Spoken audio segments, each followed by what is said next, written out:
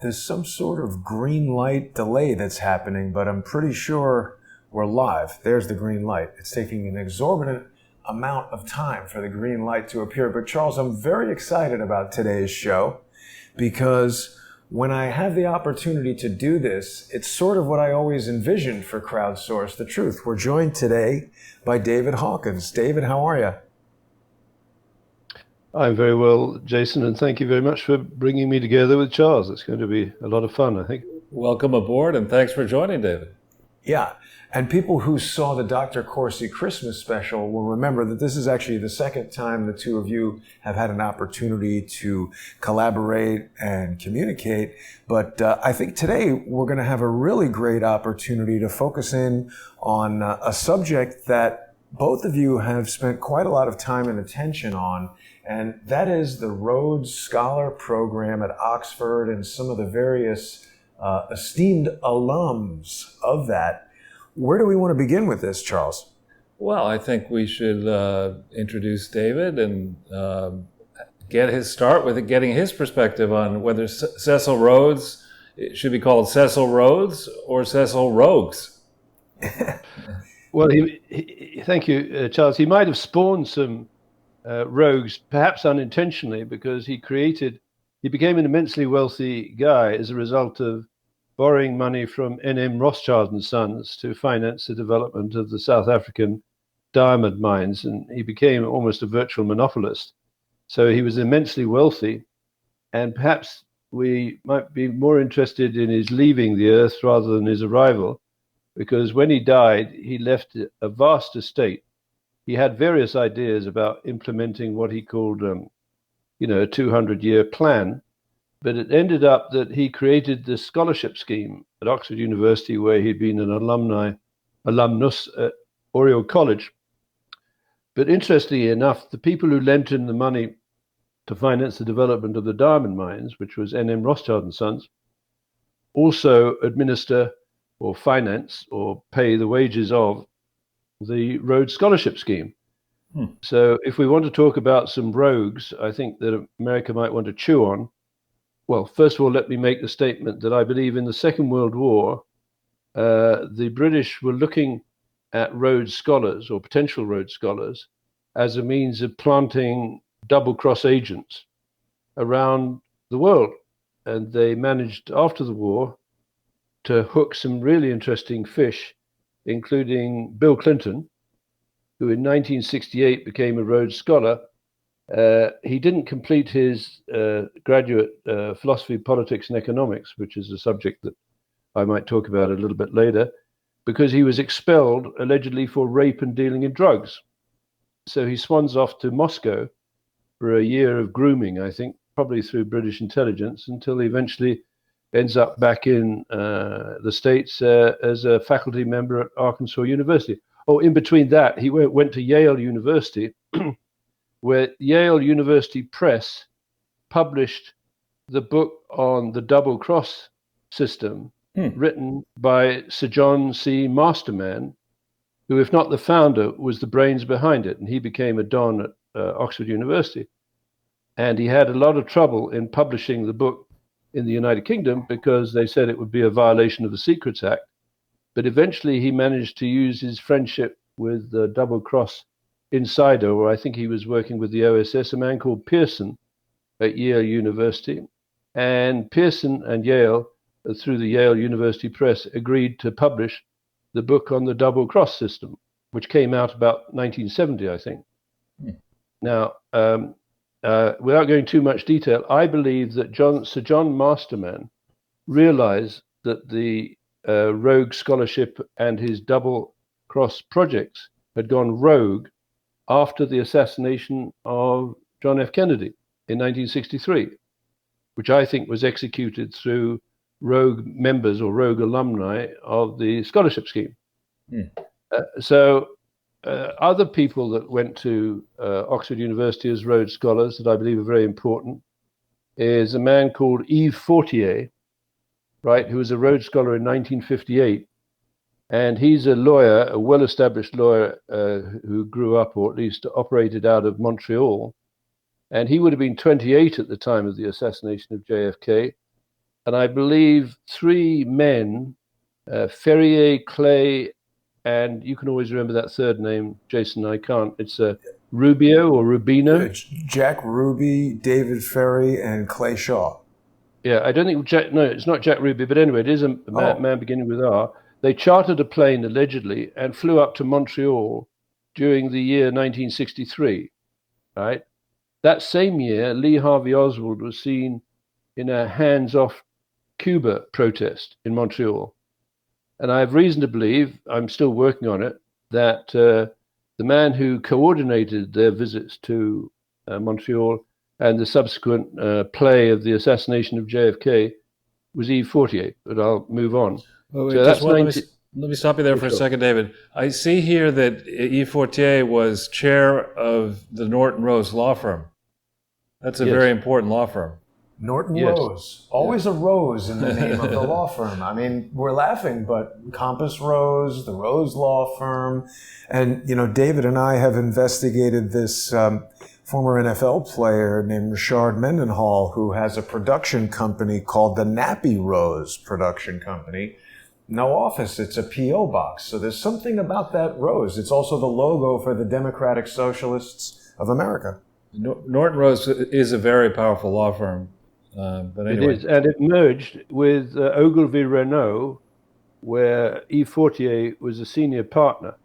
Yeah. So they created one of the most powerful law firms in the world that I believe competes with outfits like Sidley Austin in operating behind the curtain. I'm not saying necessarily immorally, but taking care of business from extremely wealthy and extremely dangerous people, including crime groups. But that's by the by. So moving beyond Yves Fortier, who was a Rhodes Scholar in 58, and he would have been 28 years old at the time of the assassination of JFK, you've got this very interesting character called Susan Rice. And she, I believe, is responsible with Bill Clinton for the bloodbath in Rwanda, where Clinton and Rice both agreed effectively to stand down the United Nations mission to Rwanda, which was intended to keep a gap between the Hutus and the Tutsis. I believe Susan Rice and Bill Clinton, through a back door, arranged the shoot down of the president of Rwanda's plane that nearly landed in the backyard of the presidential mansion, and all the propaganda that would trigger and drive the Hutus' slaughter of the Tutsis, that would be reciprocated later in the massacre by the Tutsis slaughtering the Hutus, was pre-written through, in my allegation, the BBC scriptwriters. And a little further on down the road, we have the Waco siege, where most Americans probably have forgotten that there were 70 people killed in the Branch Davidian compound outside Waco in Texas, and various groups went in on what I believe was the authority of the National Security Council. And sitting on the National Security Council at that time would be obviously Clinton and Susan Rice and a man called James Woolsey, who was the CIA director from 1993 to 1995, and would go on to become a senior vice president of Booz Allen and Hamilton, that takes care of these major fake news, false flag exercises, such as the one on 911. And Booz Allen and Hamilton actually offers resilience training. We've heard that before, haven't we, Jason, with Serco? Yes. And allows people to switch through these complicated, patented devices from being seen as a friend, albeit mimicking the behavior of an attacker, to turning a simulation during an exercise from simulation to a real attack and then back again, leaving the Americans in this particular case, put it bluntly, sucking air. So you've got, go ahead. Yeah, so if we just go back to the statement you made at the outset about Bill Clinton while at Oxford, I have heard that from a reliable source in Oxford. I'm just curious, how did you ascertain why he was kicked out of Oxford? There appears to be multiple independent sources that allege about Bill Clinton. There are 6 credible allegations of rape, including, I think her name was Mary Wellstone, whom he met in a pub in Oxford. And of course, I can't prove that he did or he didn't rape these people, but he was expelled. He didn't complete it. Right. So the future president of the United States would appear to be, first of all, morally circumscribed, if that's the right word. It's probably not quite the right word, with a flirtatious knowledge of the workings of the KGB, I presume. That's what he must have learned in Moscow. But a very interesting network through the Rhodes Scholarship Scheme, because these people go on to be amongst the most powerful people in the Five Eyes countries. And if there was an opportunity at Oxford to turn them into double agents, in World War II, of course, the idea of the double cross system was to take German agents, and incidentally, by the end of the war, they believed that every German agent in the United Kingdom had been turned into a double agent or executed. Mm. So they were feeding disinformation to the Germans, and the 2 most famous episodes that I find fascinating from a sort of military history point of view is Operation Mincemeat, which convinced the Germans to move 3 divisions from Sicily to Greece, because through Operations Mincemeat, they'd been convinced that that's where the attack on the soft underbelly of Europe would happen. And Operation Bodyguard, which has an interesting origin, the word, because Churchill said of these D-Day landing plans of deception, the truth is so important, it needs a bodyguard of lies. Well, I would think the Clintons must be masters of that philosophy. Yeah. Because, go ahead. Sorry. Yeah, because if you go into Bill Clinton's book, and I don't really think he wrote it himself. The lengthy doorstop, it's this big. It's called, the working title for his big book was called My Struggle. And being somebody who understands World War II history and history in general, you would understand why that was a very bad choice of a working title. It turned into being called My Life. And if you have a chance to read it, if you have some spare time, the way I read it is I go to the index and then I pick subjects that I'm interested in and see what he has to say about it. He discusses that time at Oxford. And as you know better than I, in 1968, the economy was really just coming to the end of a long period, the U.S. economy, of stock market soaring into a period of great troubles. There was a war on. He was subject to the draft. And so it was a nice shtick to be able to leave Georgetown and leave Arkansas and go over on the QE2 or whatever the ship was that he went on, get a stipend, go into a course of study at Oxford that's very easy in that you just meet with your tutor or whatever every 2 weeks or so and have dinner. And having this stipend and being a superstar, to manage to screw that up and run the risk that you're going to have to go into the war or come back in disgrace, that really takes some doing. But he writes about that period, and he writes about how in February of '69, I think it was, he was, quote, wrestling with his demons. He talked about in the passage in the book, he talks about how in his early life he'd been struggling with demons.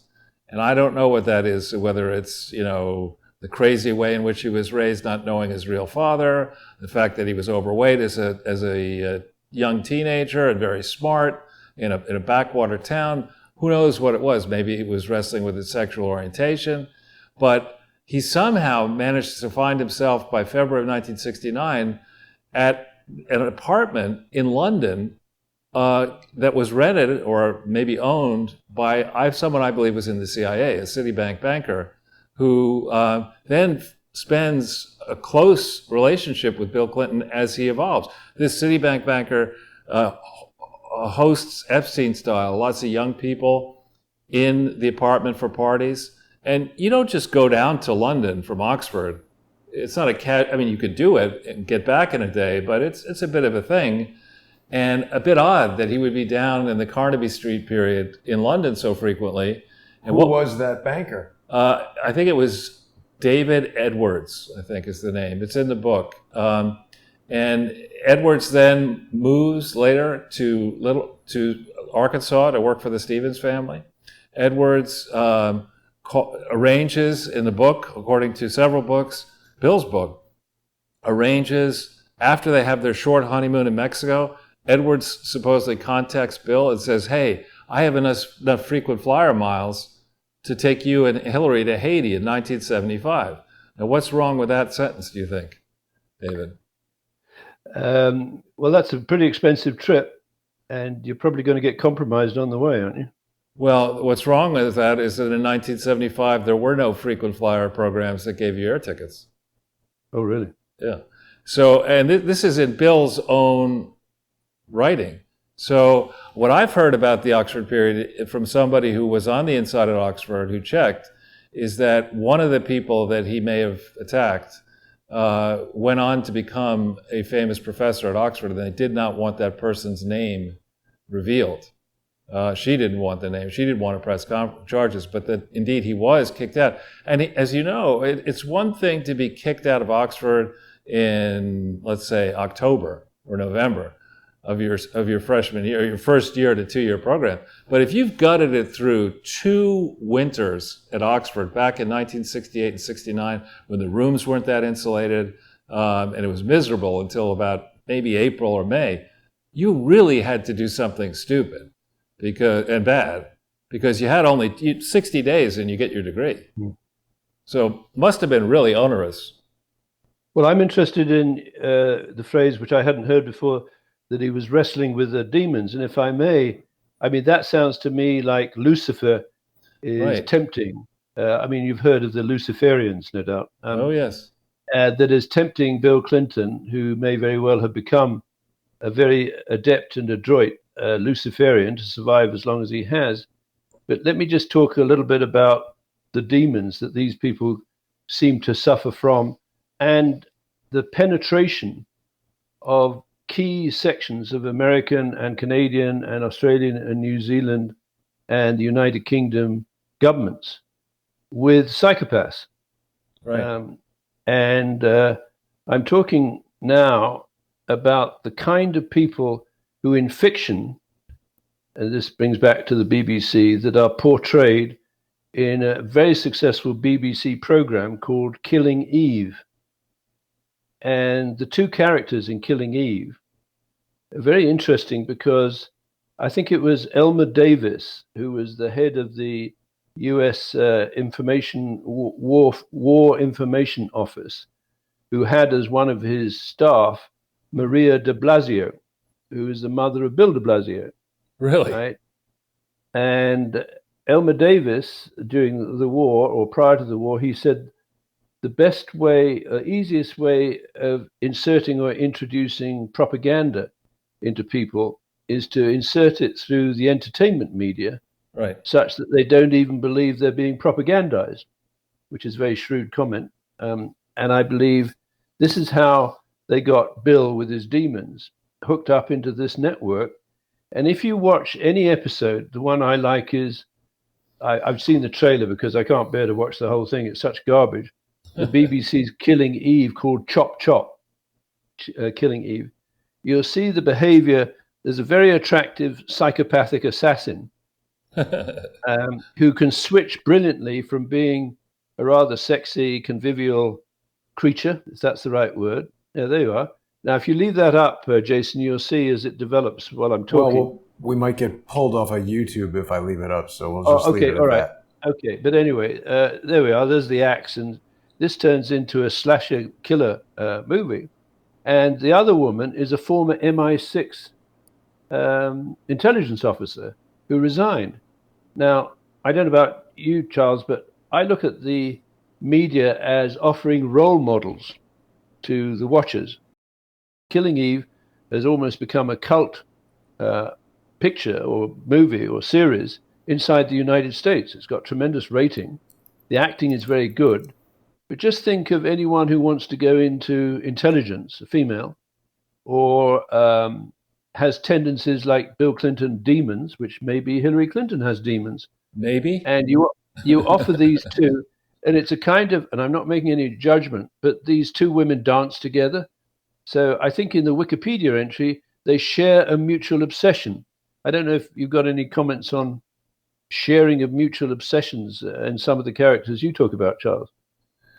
Well, I think this, I'll think about your question, but I just want to also add on the going to the Soviet Union back in 1969 and 70. In Bill's book, he talks about that too, and he describes the trip as taking something like 42 days, or a long time frame. Now, back in 1969 or 70, whenever that was, I was still pretty young, but I had begun traveling to Europe. I went to Europe for the first time in 1969. 69. Are you there, David? I think we've got David's frozen. Stand by just a second, Charles, and I'm going to restore that. Female or whoops. Sorry, Charles. We've got a little bit of a technical problem that I'm going to sort out here. These happen. He looks like he's taking a nap. No, he's just frozen on that screen there. David, sorry, we've lost your sound. I'm working on restoring it right now. I think I'm back now. All right, good. Very good. So what I was going to say is in Bill's book, which obviously a ghostwriter probably wrote the first draft and then maybe Bill corrected or vice versa, and editors looked at it. Bill was paid more than $10 million for that book. And he talks about spending 40-odd days going to, I think, Norway and going around Europe and then spending time in the Soviet Union in that time frame of either 69 or 70, when it wasn't very easy to go to the Soviet Union, and it certainly wasn't very cheap to pay living expenses and flights for that protracted period of time. So who paid for that trip? And who did he meet, particularly in Norway? While we're trying to get David back, I'll mention that on other shows we've talked exhaustively about the strange connection that the Clintons have with leading people in Norway, including somebody who today features ominously, frankly, in the whole global health scene, a woman named Gro Harlem Brundtland, who was the first, I believe, female prime minister of Norway. She was chair or director of the World Health Organization from the late 1990s to 2003. While she was director of the World Health Organization, her organization authorized for distribution diabolically adulterated HIV and AIDS drugs that had been, in theory, manufactured by an Indian company called Ranbaxy. So, query: did Bill Clinton meet Gro Harlem Brundtland in Norway on that trip? And as you rightly point out, the intelligence services in the UK in that time frame, I think, viewed then and may even still view their long track record of providing intelligence and snooping around the world as vastly more expert and knowledgeable than the Americans. So what files might exist in the UK, in Australia, in Russia, and other places? And what were people talking about? This Clinton guy, and he's destined for power. Maybe he goes back to Arkansas and then we run him and he's the president of the United States. We've got our hooks into him. Who else can we do this with? I can imagine, the puppeteers in those clubs on St. James's Street in London thinking that way. Yeah, totally. And if I can make a response, let me just track what I think the career of Bill Clinton looked after his trip to Moscow. He goes to Yale University and takes a Juris Diploma, and then he heads for Arkansas and taken on to faculty at the University of Arkansas, where he lectures, as I understand, on constitutional law, and his wife lectures on criminal law. And during that period, as they head towards his governorship, which I think was, 1978 or 79, he gets his sticky little fingers into the tainted blood trade. And what they operated was they had a prison blood scheme at the Arkansas Correction System, where the prisoners could donate blood for $7 a pint. They were paid in scrip, not in real cash. And this blood was then shipped up to Canada through a broker in Montreal, perhaps back to Yves Fortier, and then on to a fractionator in Toronto called Connaught. And Connaught Laboratories would take this blood through a variety of circumstances. It was toxic, effectively, because of the sexual habits of what goes on in the prison. And so it had a whole salad, if you will, of viruses inside the blood. It was not properly fractionated or heat treated. And basically, then it could be shipped off, courtesy, I believe, of the Clintons, off to Africa to help in the depopulation, ethnic cleansing and culling dreams of perhaps people like Cecil Rhodes or Bill Gates. So in my opinion, during that period, the Clintons were up to their arms in tainted blood, which is a pretty horrific metaphor. Anyway, by the time he gets to the White House, I believe it was being blown on just how dangerous it is to use this blood. There were many veterans in the United States and Canada that were infected with Hep C and AIDS from this disgusting trade, if you will. I believe the last shipment of prison blood was in 1994, and therefore, because the Clintons are what they are, they wanted to maintain control over what the Brits call a nice little number. Well, one is to transport the tainted blood through the United States Justice, Prisoner, and Alien Transportation System that was set up by Clinton and, I believe, Susan Rice in 1994 as a merger of the Bureau of Prisons transportation system and the Federal Marshal's transportation system. And what happened in 1996 at the Great Hall of Justice, the Gore Hammer Awards were handed out to 3 government departments for their work in reinventing government. I don't think Americans actually knew their government was being reinvented or even had consented to it. But what was created was the United States Justice, Prison, Alien Transportation System.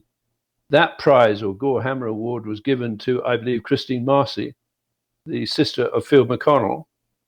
And JABS, the Joint Automated Booking System, developed by Nortel Networks, of which Yves Fortier was a director, would allow you to, instead of having a prison-based blood system or blood trade, you take the blood from the prisoners, maybe on the hoof, if you will, and you can actually infect a group of what might become asymptomatic carriers of a disease like COVID-19. And so going back to, in history, the man in the World War II most qualified to develop asymptomatic carriers of bioweapons was one Victor Rothschild.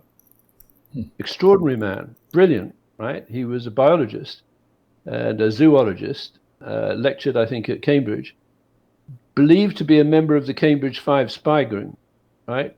Now, he was in Paris at the end of the war, negotiating the transition of the OSS, which is a child of the SOE, Special Operations Executive, into the CIA. Now, America really has a problem in the 1990s.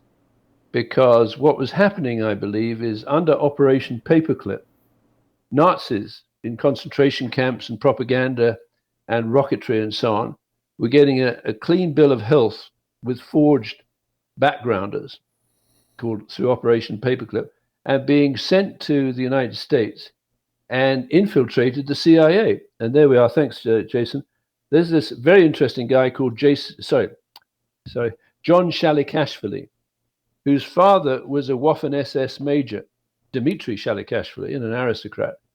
And he came to the United States, Operation Paperclip, where his background with the Waffen-SS had been bleached, because this was the most brutal organization, paramilitary organization on the Eastern Front, responsible for tens of thousands of brutal deaths, killings, tortures, and beatings. This guy comes into the United States with his 6-year-old son, John Shalikashvili, who became the first chairman of the Joint Chiefs of Staff not to be born in America. Well, and David, one thing, sorry to interject, but one thing that's interesting about this is that last night on More Pain with Mike Moore of True Pundit, we were talking about new information that Mike has received from a company name that corroborates that the FBI and various other investigative bodies had this information that Bill Clinton was, sharing important nuclear secrets and various other things with the Chinese. And David, you've always told me that John Shalikashvili gave this speech where he said, President Clinton has asked me to leave all of our military secrets with you here in China. Absolutely. This was 1997. Now, I'm not an American. I'm a great fan of America at its best, right? I think the lights are flickering in your country at the moment, but I have an infinite faith that you're probably the only country in the world that can turn on a dime when people wake up, right? Which is what that Japanese admiral said. We've woken a sleeping giant. Now, if we keep prodding, Charles and you and I and people of goodwill, maybe the beast will wake up. If it doesn't, it looks very bleak. But anyway, just going back to John Shalikashvili, he's the chairman of the Joint Chiefs of Staff, the first non-American born chairman. He's in Beijing giving a talk to the People's Liberation Army generals. And as you said, Jason, in a transcript, it says that I've been instructed by my president to leave behind details of all America's weapons programs in the interests of world peace. I would have thought that when that guy comes back from China, he and his president should be put in front of a military tribunal and whatever justice should be meted to them, because I can guarantee you that at that moment, when he handed over the details of America's weapons instruction, he handed over details on, for example, how to get into what is called in the United States the Defense Red Switch Network, which is actually, and there used to be a terminal on the desk of the Oval Office. It's an IST-2 terminal made by Raytheon, which up to 2009 was on the desk of the President of the United States. It has 4 red buttons on it, and one is FO, which means flash override. And when the President of the United States presses that button, it patches him straight through to the Chairman of the Joint Chiefs of Staff and the 4 line commanders of the Army, Navy, Air Force, and Marine Corps. Well, unfortunately, in his treasonous capability, Bill Clinton and Barack Obama appear to have outsourced the operation of the Defense Red Switch Network to Serco. And on his desk now, thanks to that, Jason, those 2 terminals, one is made by Cisco, which, as you know, is through that RICO charge against Huawei in Brooklyn, is alleging that Huawei has been stealing Cisco's patent and intellectual property. The other terminal is an Alcatel-Lucent terminal, and that has been sold to Huaxin, which is another Chinese conglomerate. So Bill Clinton, a former Rhodes Scholar, has actually transferred access or backdoor to America's chain of command to the Communist Chinese, which I believe is an ultimate act of treason, and it should be punished accordingly. But over to you. Sorry, I'm rattling on a bit. No, I couldn't agree more. I think the Clintons, in my short period of time studying them, they're masters of accusing their rivals, their enemies, of the very same behavior that they themselves have been engaged in. And if you go, I'm sure you know the history very well, but maybe our viewers don't know how loud the hue and cry was right before the 1996 election, that the Chinese were not only maybe being gifted or stealing our technology, but the Chinese were funneling tremendous amounts of money into the various campaigns, not just the presidential campaign, the down ballot campaigns. And our politicians were cheap. They could be bought for a trifle. And Fred Thompson, the senator who's since deceased, who made a lackluster run for president, he had a breathless press conference where he announced these shocking conclusions. And of course, nothing happened. The journalists lost interest. There was a lot of nattering. Nobody followed.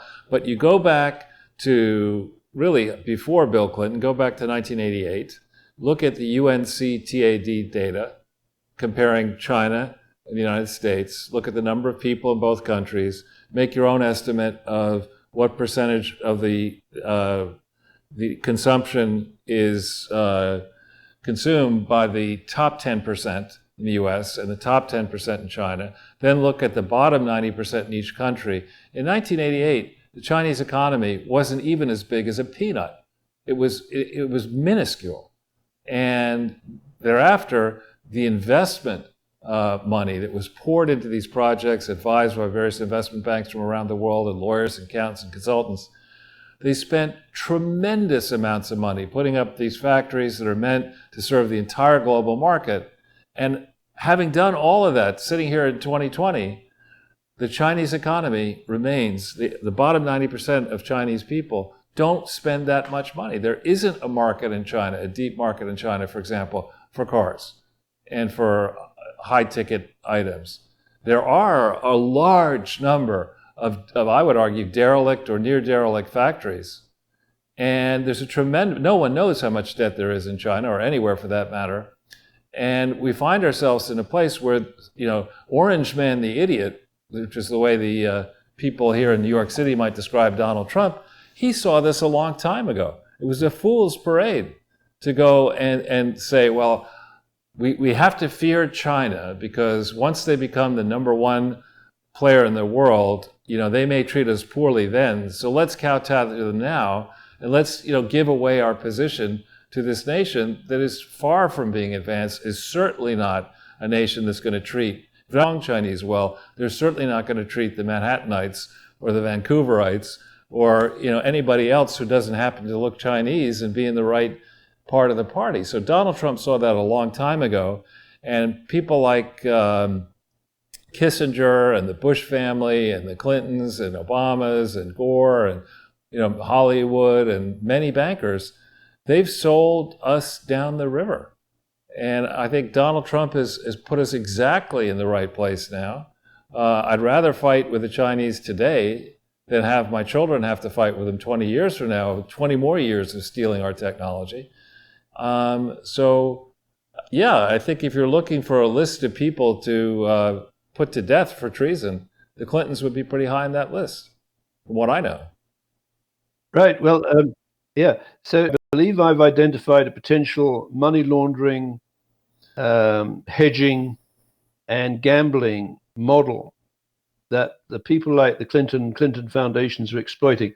I would allege, you can be attacked with bioweapons, or you can pay protection money and dismantle your police, make way for a criminal organization, a global criminal organization that Jason and I have been looking at on a virtual private network using modified BlackBerry technology that allegedly gives them security against interception. And they are into murder for hire and drug dealing and racketeering, etc., etc. Now, the RCMP, Royal Canadian Mounted Police, and the FBI, I think they're equivalent in Australia, stumbled on a guy who actually fingered a fellow called Ramos, who was the founder of this organization. So I believe he's in jail and he's been charged. But this is where it gets really scary from the point of view of the Five Eyes countries. It looks like a double agent inside the RCMP by the name of Cameron Ortis, who became, I believe, the first civilian director of intelligence inside the RCMP. And he was using these modified Blackberries to communicate with criminals around the world and leaking, or probably leaking, news of Five Eyes counterintelligence or counter-terrorist operation.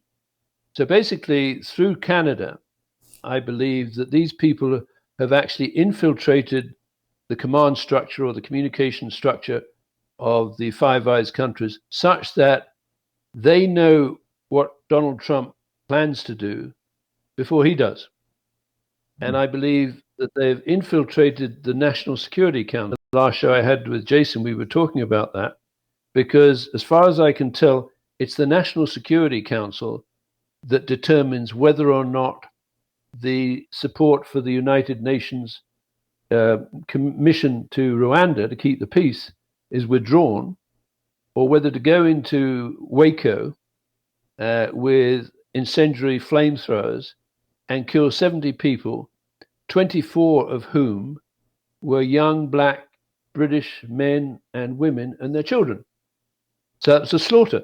So when this slogan about Black Lives Matter goes around the world, I would urge the people who are marching in those parades or protests, the Hutus and Tutsis in Rwanda that were massacred to the tune of 1 million, right, through either the incompetence or malice aforethought of Bill Clinton and Susan Rice, they're black, their lives matter, right? Whether Same they're in Hutus Haiti.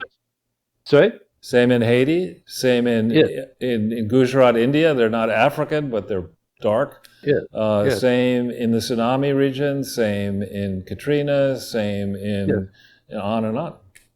So let's look at the play that I believe is staged by people inside the BBC as it relates to this guy George Floyd, right? So I'm always looking for something that is anomalous when these high-profile crimes occur. What I found really odd about the George Floyd murder, right, is that immediately afterwards there was a timestamp put on it, so to speak, and the timestamp was 8 minutes 46 seconds. So the world now believes, and the BBC incidentally broadcasts in 50 languages, and it has a weekly audience of 500 million people. Within a few minutes of the murder of George Floyd, the world had been alerted to the fact that Derek Chauvin had knelt on the guy's neck for 8 minutes, 46 seconds. And I'm thinking, isn't that odd? The precision is very odd. And then because I do a vast amount of research, probably like you, Charles, I remembered that the impact of American Flight 11 on the north face of the North Tower was 8:46:46. And Jason is able to pull up this amazing reference, for example, the filming by the Node brothers of the impact of American Airlines Flight 11 on the north face of the North Tower was actually, there's a bright white flash consistent, I believe, with the proximity fuse. And everyone on that plane, if it was a plane, obviously died at that moment. I think it hit somewhere between the 88th floor and the 93rd floor, which is 40 floors above a shareholders meeting of Serco. They met on the 47th floor of the North Tower on the morning 9/11. Now, why Americans should worry about a shareholders meeting of Serco on the 47th floor, there's multiple reasons. Serco is the world's biggest non-state air traffic controller with 60 contract towers in North America, which would have given it the opportunity to take those planes electronically and fly them into their targets. And the shareholders of Serco have $100 trillion of assets under management. Included in those shareholders are 10 global custodians. You probably know who they are, but they include State Street and Bank of New York and HSBC. But very interestingly, the three sovereign states that are shareholders in Serco include the United Kingdom and Saudi Arabia, which are also key donors to the Clinton Foundation. Right? And I think they had been equipped with what is called the Trump Project, which is a template developed by the British in the National Physical Laboratory that allows you to construct a virtual private network between, let's say, consenting adults on the fly. So on 911, there was a Trump template of patented devices that hooked some very interesting players that needed to synchronize their activities in order to pull off the attack of 911 and make it look like it was a guy straddling a yak in a cave in Afghanistan, like Osama bin Laden. There is no way, and I'm not a military guy, that an attack of that sophistication with the cover-up kicking in immediately and the fake news being injected through the BBC as to who was responsible can be put together by this loser in the cave in Afghanistan who was probably on a dialysis machine. Over to you, Charles.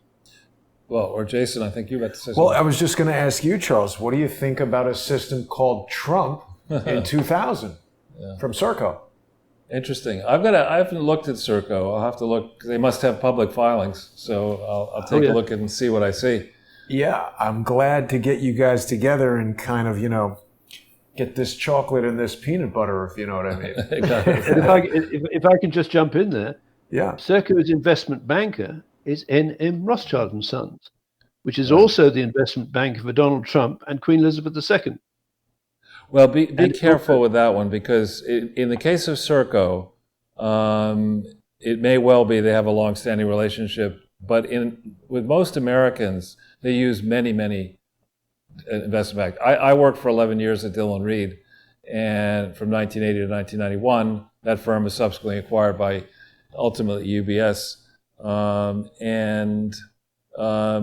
it is much more common in the UK to have these long-standing relationships. Donald Trump used anybody who would give him money. Well, I think the reason that David is mostly interested in this is because when I met Wilbur Ross and asked him about Serco, he didn't want to talk about it. Right. So just on N.M. Rothschilds, you mean Newcourt Securities in the United States? Is that what you mean? My understanding is that Wilbur Ross was 25 years with N.M. Rothschild. No. It was a firm called Newcourt Securities, which was tied to the Rothschilds. And the only reason I know about this is in 1981, or right around 1981, a man who since died, John Birkeland, had been the one to set up Newcourt Securities for the Rothschilds, and he did a very good job, and Wilbur Ross was one of his partners, and he had a falling out with the Rothschilds. They had the nerve to come to America and think that they could tell him what to do with this business that he basically set up for them, and he had the nerve to tell the Rothschilds, this is my company. You may own it, but I run it, and it's going to fall apart if I leave. So they fired him. And him being on the loose and having a lot of experience in venture capital and leverage buyouts and asset management, things that Dillon Reed did not have at that time, made him a very attractive person to indeed become the CEO of Dillon Reed. And I worked with him for 10 years, and I'll say it now, he was a total pain in the ass. Most people did not like him, but he was very, very good at making money. He made a lot of money. So the Rothschild presence in the United States was conducted through Newcourt Securities, principally using Americans, for what it's worth. Okay. Well, that's very interesting, because you talked about these long-term relationships. It's important, I think, for Americans to understand what came before Serco, which had a management buyout in 1988 and an IPO in 1989, structured, I believe, by N.M. Rothschild.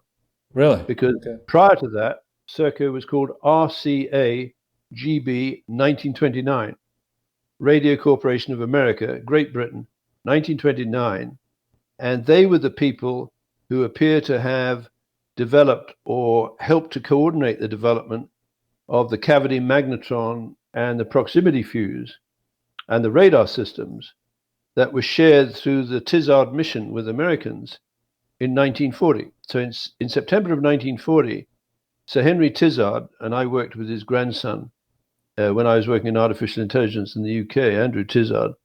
Sir Henry Tizard came to the United States and met with senior industrialists and military people, and basically shared or transferred all of the weapons technology or defense technology. It's pretty similar to what Clinton was doing with John Cashville, isn't it, David? Yes, absolutely. So I think from at least 1940 onwards, the United States and the United Kingdom Patent Office have been joined at the hip.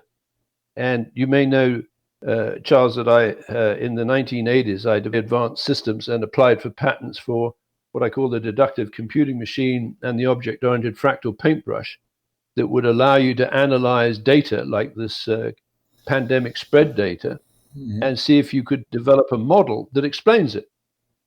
And the models that are currently being used, primarily driven by a Professor Neil Ferguson, who's the head of the COVID response team at Imperial College in London. I thought he was a dating person. I thought he was a specialist in screwing other people's wives. And one of the problems with that is he hasn't been able to maintain his social distancing, because it's almost partly impossible to maintain the relationship and keep 6 feet apart, right? Right. But anyway, he's an academic, so maybe he's found a solution that I can't guess at. The point is, he actually appears to have infected Boris Johnson. And I'm talking now about the protection racket that I believe is operated through the Clinton Foundation with its experience in shipping and processing tainted blood. That is to say, that's the core technology, if you will, of developing a virus for which there's no protection. And as you develop the virus, you develop the vaccine, then you can create or vaccinate people who would go on to become asymptomatic carriers and direct them into, let's say, Wuhan City. And then you get a very characteristic response, because if one watches the Contagion ! Documentary put together by the BBC, which when I first looked at it, I found very compelling, because it monitors an infection being transferred digitally from one mobile phone to another. And the woman, Dr. Hannah Fry, who introduces the show, she describes herself as a patient zero. And then you follow the simulation as the contagion is infected, there it is, to one of these. And so at the end of it, the BBC has produced a documentary that purports to describe how a virus like that can spread. Actual reality, the biological reality of spreading a virus, is vastly different from doing it electronically. And when you look at the Wuhan City hotspots, you'll see that was not spread by a patient zero supping on bat soup or chewing the ear of a civet cat. This was done, it had to be done, by a group of asymptomatic carriers being channeled into Wuhan City in the vicinity of the food market and putting together a heavy layer of infection on contact and working surfaces, like this woman, God knows what she's doing there, but it does look very suspicious. And then creating the impression this infection originated in China, when I believe it was brought in by a sabotage team from Canada, specifically from the National Microbiological Lab in Winnipeg, where a Chinese-born woman and researcher and 5 or 6 of her students were escorted off the premises by the RCMP. And this is during the period when Cameron Ortis, the director of intelligence of the RCMP, who was communicating with this criminal network, was still free as a bird. But I believe they assembled a group of asymptomatic carriers to go to China and trigger the infection so it looked like Wuhan City is the source, when in fact the source is domestic. That is to say, within the United States and in Canada and Australia and New Zealand and the United Kingdom, there are enemies, domestic and foreign, that are using this technique that dates back to World War II, and I believe Victor Rothschild, of taking an enemy down through the use of asymptomatic carriers of an infection, which would have been very useful in World War II if the British were up against it in the extreme. Why wouldn't they send these kind of people into the Nazi high command and basically do what they've presently done to the United States, where whole areas of the United States have been shut down on the fear of this pandemic, which is actually, I believe, man-made. Over to you. So what would be the motivation of, if you say it's Canadian and American, what would be the motivation of amping up tensions with China? I don't know that they're amping up tensions with China. I think they're framing China as a decoy for the release of the pandemic from within the Five Eyes countries to achieve what David Rockefeller seemed to be talking about in 1993 at the World, maybe it was a Bilderberg meeting. He said the world is ready to move to a supranational government of an intellectual elite and international bankers. right? And so in order to achieve that, you have to knock over the sovereign states and sovereign powers.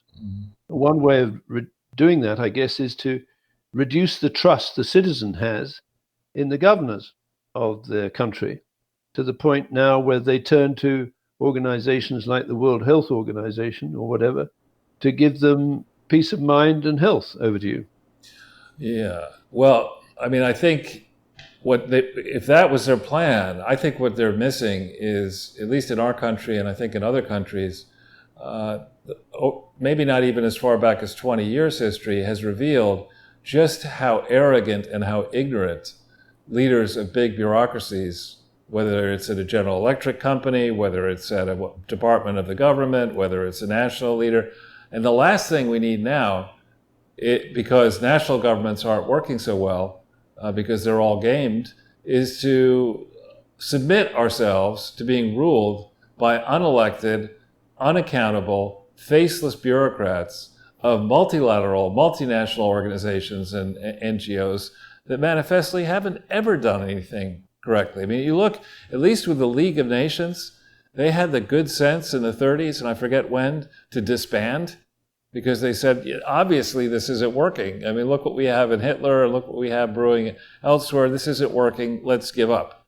You know, if you look at the period of the United Nations going forward, how can we say it's been a success? It's like, you know, when my young children we had a very large house and they had a big playroom with tons of toys, and I would go into that room occasionally, and it'd be like everything that should have been on the shelves was on the floor, and everything that should have been on the floor was under the bed, and, you know, food was everywhere. And, you know, my eldest child would look at me and say, well, we've been cleaning up for a while. I mean, think how bad this would be if we hadn't been cleaning up for a couple. I mean, that's the UN, right?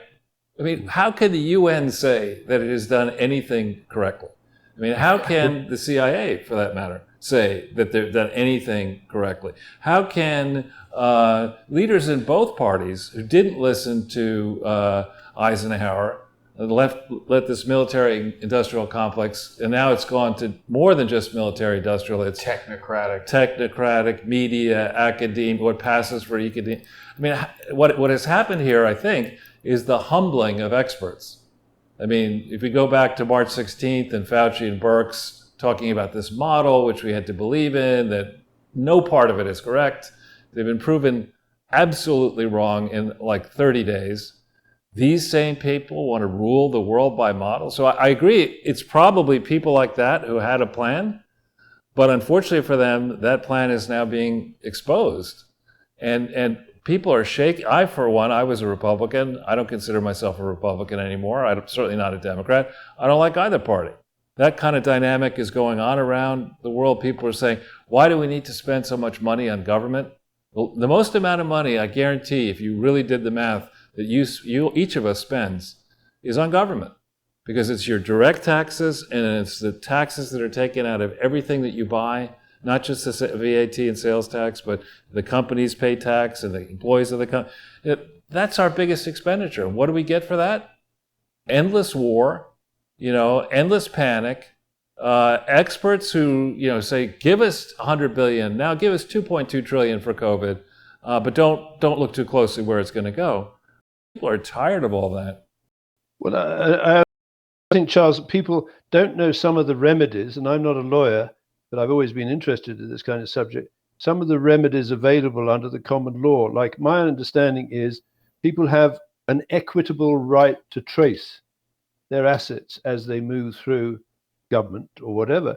So I believe one of the ways in which they've covered their tracks is they've created technological systems. For example, in Canada, there's vast amounts of money being handed out to keep people at home, but there's absolutely no indication of where that's coming from. And it might be through.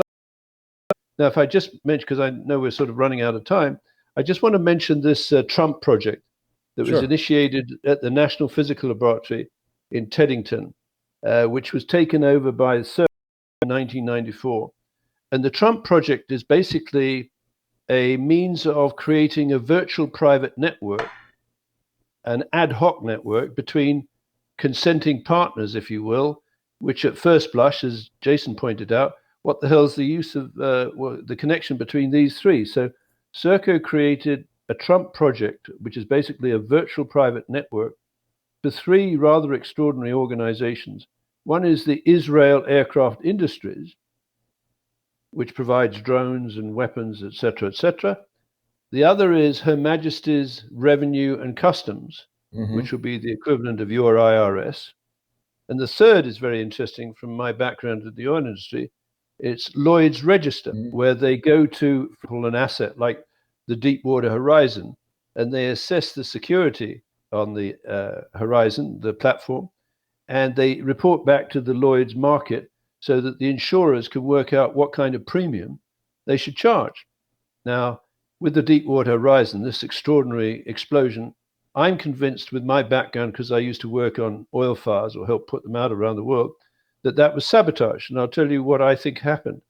And maybe Jason could look for an image of the helideck of the Deepwater Horizon before the rig sank, while I just talk about this. Sure. So on the rig, there was a crew from Schlumberger, a company I used to work for, that had been sent to the rig to record what is known as a cement bond lock, which measures the quality of the cement between the casing inside, which was a discovery well, and the producing formations outside the casing, because you want that cement sleeve to be in place to prevent oil and gas coming up the outside of the casing and accumulating, for example, under the helideck. So the Lloyd's Register went out there 6 weeks before it blew, at about the same time that Transocean, partly owned by Schlumberger, registered in Zug in Switzerland, doubled the insurance on the... Yes, just hold that image there for a moment, please, Jason. Doubled the insurance from $276 to $550 million, which meant if the rig sank, they doubled their money in 6 weeks. That would be a hell of an achievement. Now, all you need to do is to make Dawn and Barack and Michelle Obama in the late 1980s. They're very good at putting together catastrophe bonds, it would appear, and then making sure those bonds are triggered, where money from the investor side is transferred to the sponsor side. Anyway, if you look at that helideck, this is before the thing sank, and if you can zoom in or expand it, you'll see that there's unburnt paint on the helideck.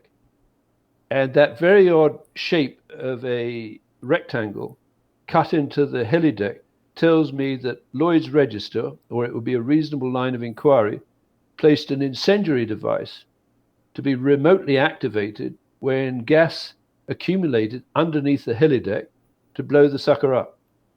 All right? And they doubled their money for insurance purposes. And this was an extraordinary job. BP shares went down, I think, 40 billion pounds over a week. So if you shorted those shares, you made a killing. Now, some of the things on this template of devices that I've discovered from the patent office are devices like injecting artificial reality messages into a social network to stimulate and encourage and incentivize the participants on those social networks with, for example, tips. So you could tip the people on the social network that it might be a very good idea to short BP. Well, so and, David, if I could come in here for just a moment, there's an interesting thread that sort of ties this all together. We've been talking about Yves Fortier, who was involved with Nortel, and Phantom Secure, which was involved in hacking BlackBerries to exchange encrypted communications. We've known for a long time that Hillary Clinton purchased BlackBerries on eBay, which she said she was doing because she liked the keyboard or something like that. I don't believe that. I think that this company, Phantom Secure, developed a hardware encryption method that involved probably inserting some kind of chip or FPGA or something into an existing BlackBerry, kind of similar to the way that I took an existing Panasonic camera and developed a circuit to join them together and make a 3D camera. When Panasonic discontinued that camera, my circuit didn't work on the new Panasonic camera, so I had to buy a lot of old Panasonic cameras on eBay. I suspect something similar might have been happening with Hillary Clinton so she could continue using this Phantom Secure software and hardware. And the Nortel thing is interesting because David Swigert, who is aggressively suing me for the past 2 years over frivolous nonsense, used to work for Nortel, has been super interested in David Hawkins above almost every other guest I've had on Crowdsource the Truth. Super interested in the things that we're talking about with regard to the Federal Bridge and Nortel and things like that. And people will recall that his brother, George Webb Swigert, when I first met him, was going on and on about how Imran Awan was the singular mastermind behind all BlackBerry hacking. And it wasn't until 2018 that the FBI busted Phantom Secure. So the concept that Phantom Secure would be running some kind of interference operation in social media and using a network of dopes to do that and have them come out against me and David and all these people kind of ties a lot of this information together. Yeah, it sure does. And if I may, so Phantom Secure was set up in Richmond, British Columbia, which is kitty corner to McDonald Detweiler and Associates, which appears to have developed the software for the anti-hijacking on 911. But of course, when you develop software for anti-hijacking, where you take control of a plane that's got bad guys in the cockpit, it's a two-way street, because you can do exactly the reverse. And when you've got the good guys on in the cockpit, as I did believe you did on 911, they took over the planes remotely, and then they triggered some of these catastrophe bonds allegedly structured by Sidley Austin, which was on the 57th plus floors of World Trade Center building number 1, with 601 staff, all of whom escaped bar one. Her name is Rosemary Smith, and she was the switchboard operator. And I believe Sidley Austin engineered or helped Huawei engineer a switch from a Nortel-based fiber optic wireless and data network to a Huawei during the period of the attack, and then back again, leaving the Americans sucking air, saying, well, how the hell did that happen? Well, I believe the National Security Council and rogue elements from the Rothschild-supported Rhodes Scholarship actually inside the decision chain, or the command and control chain of the United States government, engineered or helped to engineer the stand down of the United States Air Force on 911, so that these planes, allegedly flown by guys who could barely fly a Cessna, could execute the most extraordinary acrobatic maneuvers, including the one outside the Pentagon, which, if we are believing what we're told, a large passenger jet was able to do a 270-degree descending pivoted turn and leveling off 15 feet above the ground and skidding over the Pentagon lawn into the Pentagon's U.S. Navy Command Center, killing everyone, not just Captain Gerald Recondo, the duty officer, punching a hole through 8 walls of the Pentagon and creating a perfectly circular hole in the inner courtyard, corresponding to an air-to-ground solid propellant accelerated missile of the type invented by Lockheed Martin. Over to you. We're moving quite a distance away from where we started with Cecil Rhodes, so maybe we could take it back to that for a few minutes. Sure. Because it's interesting to note as well, in addition to all this stuff we've been talking about, the Black Lives Matter movement in England wants to get rid of this statue of Cecil Rhodes. Why would Black Lives Matter care about Cecil Rhodes? Oh, because Cecil Rhodes, among other things, you mentioned South Africa and then modern Zimbabwe, formerly Rhodesia, was very much a racist. He was an aggressive, unapologetic racist. And so it's fair to criticize him for today for many things, but particularly for that. And I want to just make one comment. I can't break this news yet, but I just want to say that people I know have been doing extensive research into the story about George Floyd and this other person and Derek Chauvin? No, the other, the Wendy's person. Oh, right. Rayshard, whatever his last name is. Brooks. Yeah, they're looking into both of those people's criminal records, and they're, in addition we have on our shows been talking about how Black Lives Matter and the various organizations you can find that purport to be charities are not charities. But you are about to be, within the next, 24, 48 hours, astounded how many GoFundMe accounts have been created by people who claim they're raising money for Black Lives Matter and for other charities like this. We've been focused on the organized charity piece. So you can go into Companies House, you can go into the UK Charity Commission, you can go into the Canadian equivalents, the US equivalents, and you can find out a lot of information about entities that claim they're charities. But what is really despicable to me is to loot donations to use for lifestyle and political campaigns on the backs of people who have been discriminated against or who are vulnerable, who happen to have black skin and other things they can't change about the way they were born, but are nonetheless prejudiced against. For people to look at this incident, and yes, it certainly seems to me, I'm not like Jason, an expert in looking at videos and images and saying, this looks like a wind-up or it isn't a wind-up, but I certainly think that the degree to which the incident in Minneapolis, followed by the incident in Atlanta, has led to, protests and marches globally, places like Japan, where there's no history of Japanese racist against Africans or African Americans that I know of. The way this has been whipped into a frenzy by social media, social engineers, mainstream media, politicians, and then to think that on this holiday, this anniversary on Friday, Juneteenth, that we're going to have a national ceremony of that led by the charlatan, straight up crook, Al Sharpton, that he's going to stand there in his crazy fake minister clothes and argue that he's somebody who should be taken seriously when he's a tax cheat, he's corrupt, he has done more to harm, frankly, the legitimate aspirations of African Americans than most people in modern history. That charlatan attaches himself to Black Lives Matter and similar organizations. This whole area of the fraudsters seeing, a disaster and then deciding, I know what I'm going to do. Money's going to come towards that disaster. I'm going to steal it, and I'll throw pennies towards, a few people to say that I did something reasonable. And nobody will check because I'm an African-American minister or woman or whatever. That is disgusting. And this person belongs in jail, not on television. What has he got around his neck here?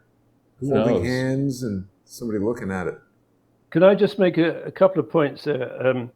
Please. One is about the pulling down of statues.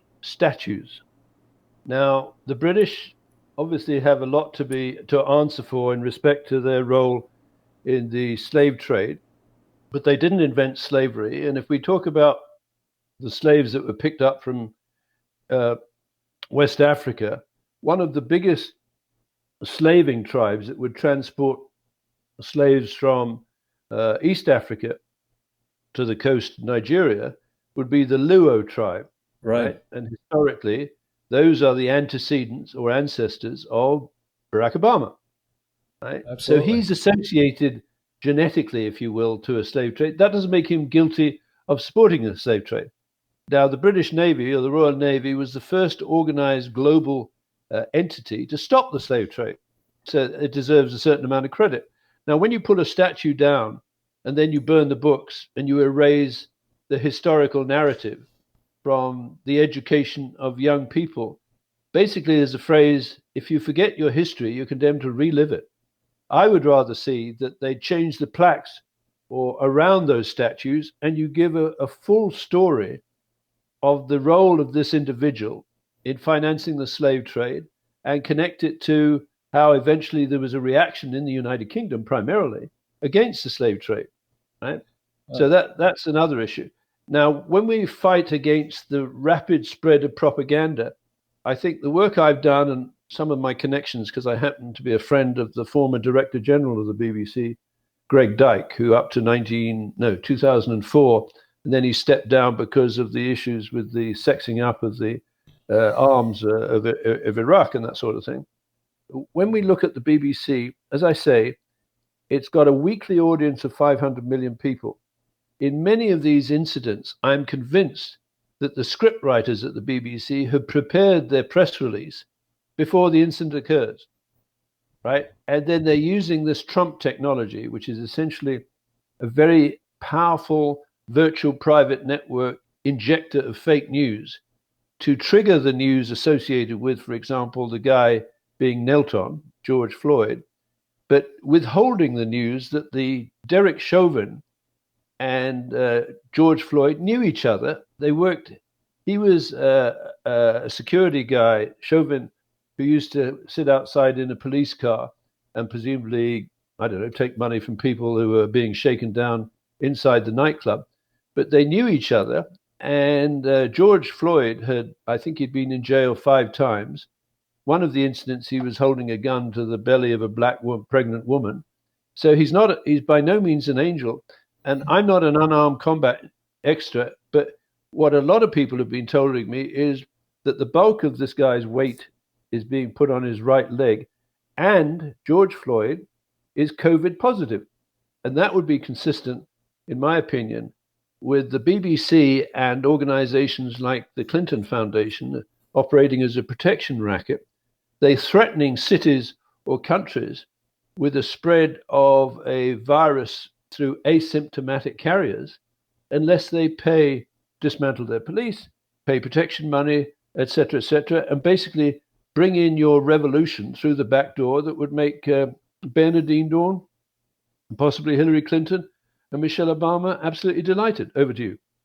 Yeah, I think there's no question that the techniques that are employed by the Clinton Foundation were employed by the Clintons well before the technical creation of the Clinton Foundation on October 23, 1997. What we have in our country is slightly different, I think, than the UK, where I believe your major campaigns are financed by the taxpayer, not so much by private money. But we have in this country placed politicians in positions where they have enormous discretion to give contracts out, to prosecute, to decline to prosecute, to favor somebody. So we have made the value of being a politician much, much larger in a unregulated globalist world than it once was. And we're expert in this country at writing regulations and laws, and you look at them and you say, of course, this is illegal, they're going to get prosecuted. And then you discover that the business of the SEC and the IRS and the FBI is watching porn and going to, have fun with the media people and going to other games and pretending that you're doing real work and only really going after the small fries. And this is something that happened under Bush. It happened under Clinton. It certainly happened under Obama. To a certain extent, it's happening now under Trump. And so we have this system where money can purchase politicians for for tiny money. I won't say exactly who it was, but in one of the firms that I was involved with, we had money from a number of the royal families around the world. And my business partner was over in Saudi Arabia, and they were joking about how cheap it was to buy politicians in America. They couldn't believe how small the amounts of money they had to give, because all these people have racehorses and stud farms. And, I know in one case, the prince told me that he spent 160 million pounds a year. This is a guy who was in his, 40s or 50s on his collection.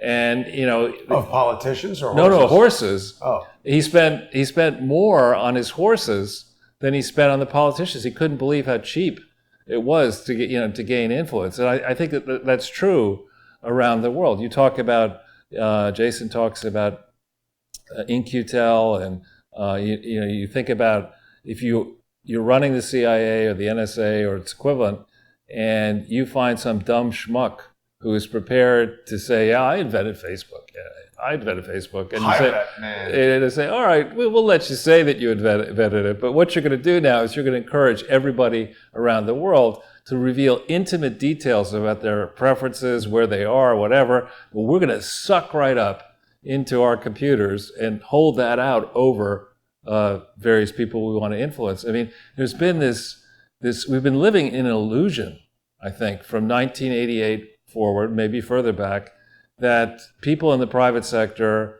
are driving this progress forward, that this is all, benign, that our enemies are outside the country. Don't worry about, these people and the faceless people in the House and the Senate and the bureaucracy. Don't worry about them. They all love America and they have your best interest at heart. When in reality, it's proven easy, as it has in past chapters of history, for a small, dedicated group of psychopaths to insinuate themselves into power, to kill their enemies, and to now move towards this flashpoint, which I think we both see approaching November 2020. I mean, we're on a glide path now where it's June 17th. There is not a lot of time between now and September 4th, when our 60-day cooling off period happens, when the FBI and the IRS can't do anything to mop up the Clinton Foundation, at least publicly, and the Obama Foundation, the Bush Foundations, the other slush funds. We've got precious little time. We got rioters in the streets. We've got a dunderhead as the Democratic candidate, who I think the Trump people want to see Biden nominated. And I don't know that Biden actually will be the candidate by the time August rolls around. I mean, he's looked incompetent for a long time. And these Democrats, these progressives, these people behind this cabal here, the globalists who are so threatened by Trump, I think they're going to try to steal the election. I mean, they didn't succeed in 2016, but I think they're going to try very, very hard this year. We got to stand up and stop that. Yeah. Could I make a quick point there? You'd mentioned IRS, Charles. I just want to touch on the raid on an outfit called StarNet that Jason and I have investigated intensively in Vancouver. Now, StarNet, between 1996 and 1999, developed a global online operation in hardcore adult and child pornography and online gaming. On the 20th of August of 1999, there was a raid by 100 law enforcement officials from across Canada, with 2 SWAT teams crossing from the United States into Canada, one from the IRS and the other from the United States Customs Service. They took away all of the evidence that I believe included anything up to snuff films, online real-time snuff films. They took all of the evidence away. No one in StarNet has been prosecuted, but all of the evidence, I believe, migrated through to this Phantom Secure 20,000 criminal network based in Richmond, which is a suburb effectively just outside Vancouver, protected by a group of, how shall I put it, extorted and blackmailed public servants and bureaucrats. That is to say, the people in the IRS who took that stuff away, I'm quite sure, knew what was on it. And a number of senior bureaucrats, I would predict, are actually filmed participating in these disgusting movies with children. And we certainly know that the Clintons with Jeffrey Epstein and so on participated in that kind of thing, where the pimp was a British, probably spy or double agent, Ghislaine Maxwell, who appears to be on the run. So I think there's an element not just of a cheap politician to be bought. There are also, and perhaps that's even more sinister, a terrified politician who's scared to death of a film recording his interaction with a child, possibly on the Lolita Express or on the island, which would normally put him behind bars and possibly on death row. And my understanding is if any of these individuals fetch up in a regular jail, they have to be isolated from the other prisoners, because many of the other prisoners have children, and they don't like the idea of their children on the outside being messed around with by the pedophiles. Right, I agree. So now, if I could just interject something here, David, because this comes back to so many things that we've spoken about. Now, as you said, you and I, we visited 425 Carroll Street, and one of the locals there seemed quite confident when he told us that this mural painted on the building was a warning. And we've since learned that this is a Thunderbird. What's the type of art that this is, David, that we've heard about? Where Justin... This would be First Nations art, actually. First Nations art. There was some other word, but Justin Trudeau has this raven tattooed on his arm that he has a tattoo. This is him, and it's got this globe in the center of it, and it's this artwork that seems, pretty similar. We've got Bernadine Dorn standing here with some First Nations art. It just, I don't know. And Jason, could you just show the statue while you're looking for that statue outside Broadcasting House, which is so iconic? And if any statues deserve to be pulled down, this does. And it was sculpted by a man called Eric Gill in 1934, commissioned by Sir John Reed, I think it is, the Director General of the BBC at the time. And it's an image of a section. I don't want to have a warning about underage. And so anyway, if you show that picture, maybe you could quickly comment on your. Do you mean the one here on the front with the two angels, Prospero and Ariel? Oh, you're talking about Abscalta, the right? one around the corner. Let me grab that real quick. And maybe we can just mention that. Now, you'll see on this sculpture that Jason's about to go to that the image of the child on the crucifix, so you don't actually see the crucifix. One of the angels, and I assume they're angels because they're wings, but maybe they're Luciferians, they're holding a book with a word on it inscribed Abscalta. Now, I don't know if you know, apparently one of our listeners has been able to dig up that that's the first word of the Benedictine Creed. It's a 1934 sculpture outside Broadcasting House by Eric Gill, who had sexual relationships with his daughter and the family dog. Jesus. Right? And Abscalta means listen and obey. And the BBC, just going back to the kind of problems you, Charles and Jason and I face, is if you have a propaganda machine that reaches a weekly audience of 500 million people in 50 different languages that can put its interpretation on a crime like the George Floyd crime, such that the audience around the world believes this is a white racist who is murdering a black man, when in fact the two know each other and they hate each other, right? And basically that the George Floyd is a COVID patient. Now, have all the people been tested for contamination? I digress, but that is the most disgusting image, right? And it's outside Broadcasting House, the world's most powerful broadcaster, which I believe controls all the social networks in the world because it is funded through the license fee, where you get no choice, instead of a competitive industry. And they can provide a real-time feed through BBC studios out of 29 operations around the world, including one in New York and about 3 or 4 in China. Over to you. Yeah, so I don't know what our time frame is here, but I think we're running out of time a little bit. But I'd like to actually share some hopeful news. That sounds good.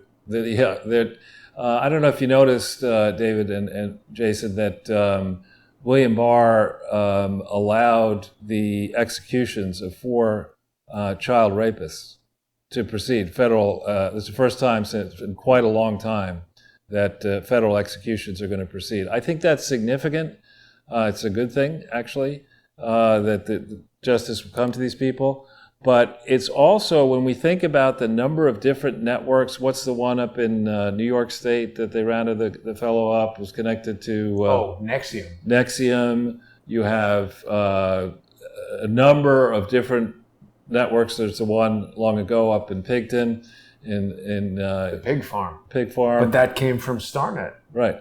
And you have a large number of these. You have allegations of that kind of stuff. I know we have talked to many different people that across Europe, it's thought to be commonplace. Offshore, international waters, whether in boats or in planes, this type of stuff is going on. And I have a suspicion, just a sneaking suspicion, watching all these things happen at once, that this decision puts enormous pressure on anybody who might be connected to the Clinton Foundation, who may, it is alleged, have been involved in this type of activity. Now looks at a situation, well, wait a minute, this is not an academic, I'll buy myself off Epstein style until they maybe pretend to kill me and spirit me up. Now this is, if we tag you for this, you're going to be executed.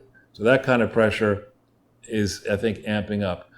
There was a good thread, and I didn't have a chance to talk to you, Jason, today about it on Twitter, but extensively, but there was a good thread today on Twitter that in Australia, a 444 million Australian million Australian dollars donation by their government to the Great Barrier Reef Foundation, which apparently appears to do little, but do much of the little it does through the Clinton Foundation, the Clinton Global Initiative, and working with a whole bunch of suspicious Australian politicians, Malcolm Turnbull and others.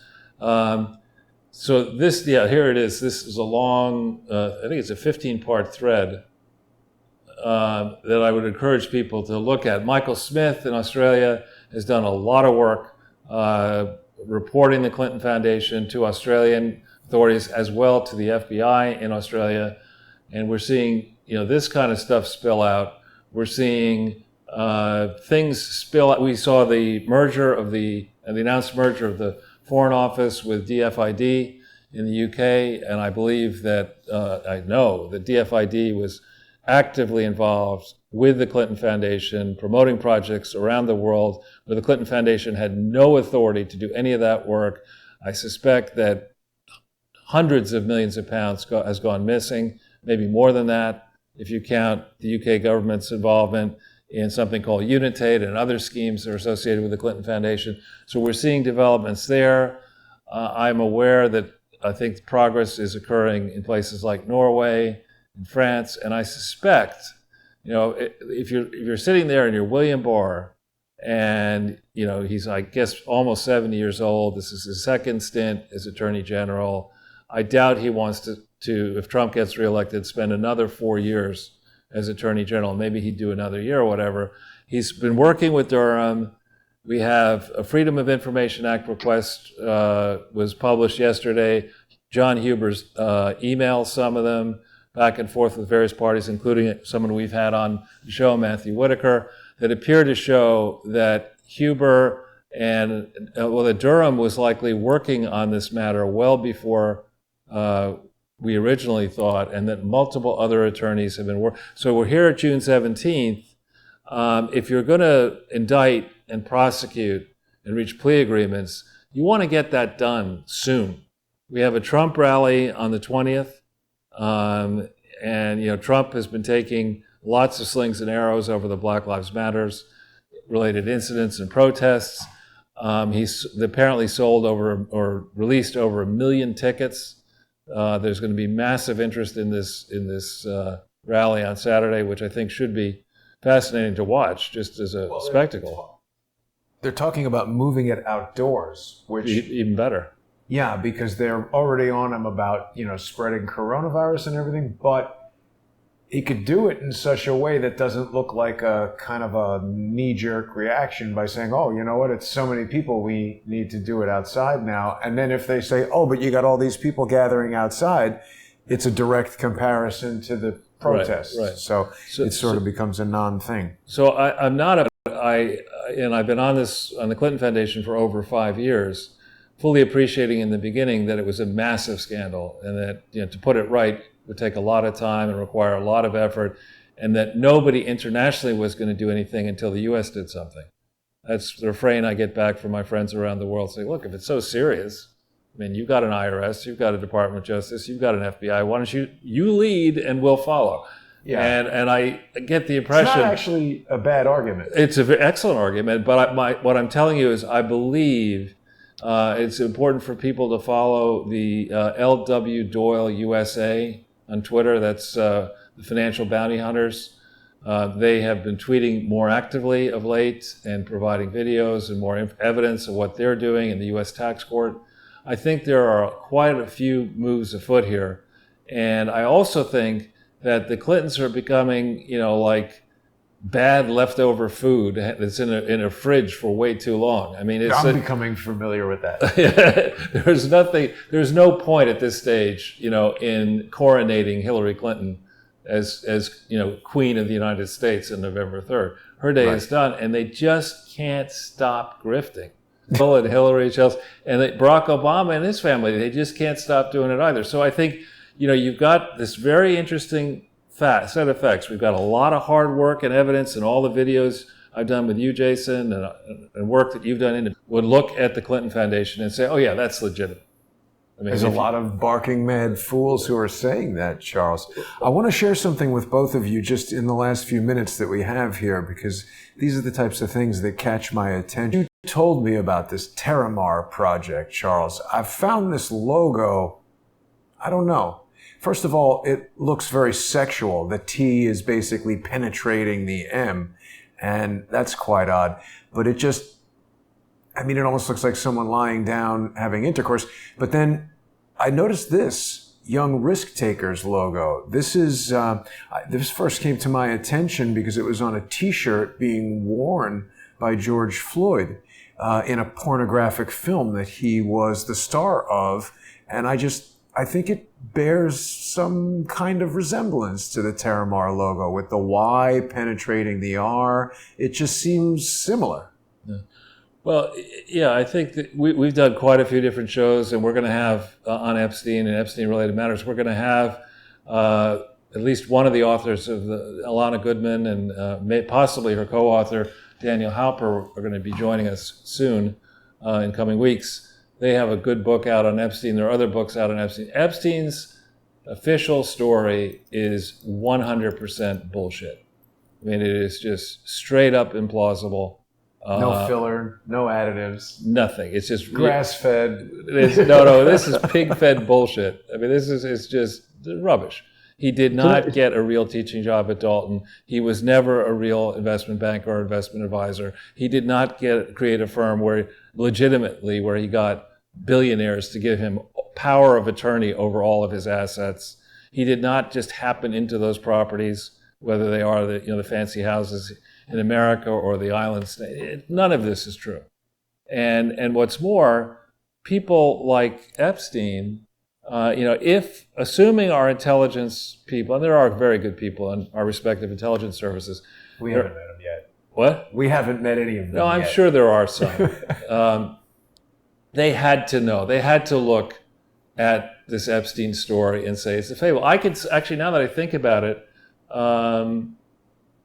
when I left Illenreid in 1991, and at that time, we had the former deputy director of the CIA, the person in charge of black operations, wet operations.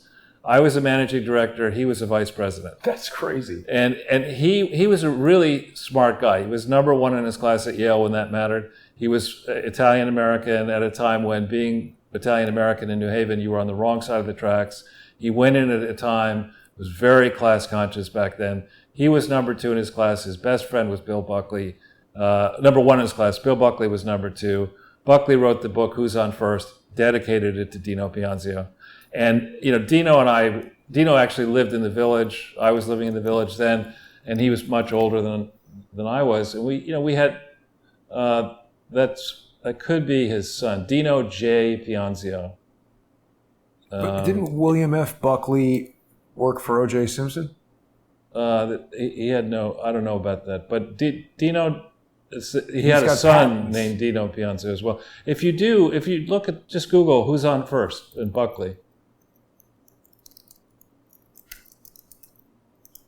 And you should get, what?